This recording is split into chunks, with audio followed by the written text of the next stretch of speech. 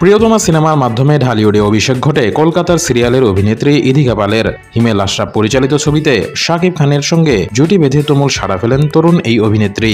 2023 সালের 29 জুন ছবিটি মুক্তি পেয়েছিল। পরে কবে শাকিবের নায়িকা হিসেবে ফের ইদিকাকে দেখা যাবে তা নিয়ে কৌতূহল ছিল দর্শকদের। প্রিয়তমা ইদিকার চঞ্চল মেয়ের চরিত্র দর্শকদের মনে দাগ কেটে যায়। এবার ঈদ উল ফিতরে যৌথ প্রযোজনার ছবি বরবাদে অভিনয় করেও তাক লাগিয়ে দিয়েছেন ইদিকা। পর্দায় শাকিব খানের পাশাপাশি ইদিকার উপস্থিতিও চোখে পড়ার মতো ছিল। দুজনের প্রিয়তমার রসায়ন দেখেই বরবাদে কাস্ট করেছিলেন পরিচালক মেহেদী হাসান হৃদয়। ইদিকা পরিচালকের সেই আস্থার প্রতিদান দিয়েছেন। ছবির নিঃশ্বাস, চাঁদমামা, দিদাগানও বেশ প্রশংসিত হচ্ছে। প্রিয়তমার পর বরবাদে দর্শক সারাই ইদিকা পাল বলেন, প্রিয়তমায় কাজের অভিজ্ঞতাটা একদম আলাদা, কারণ ওটা ছিল আমার প্রথম সিনেমা, খুবই আবেগের।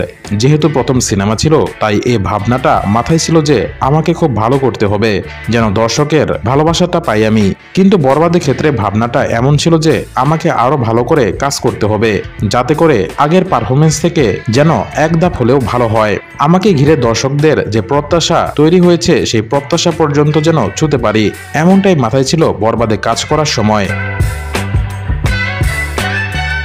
আর শাকিব খানের সঙ্গে এটা ছিল আমার দ্বিতীয় ছবি। এই জুটিকে দর্শক যে ভালোবাসা দিয়েছেন, বরবাদে যেন সেই ভালোবাসা আরো বেড়ে যায় এমনটাও ভাবনায় ছিল আমার। সব মিলিয়ে বরবাদ মুক্তির পর থেকে যে সাড়া পাওয়া যাচ্ছে তাতে এটা বলতে পারি আমার যা যা প্রত্যাশা ছিল তার সবই পূরণ হয়েছে। আমি বাংলাদেশের সব দর্শকের প্রতি ভীষণ কৃতজ্ঞ।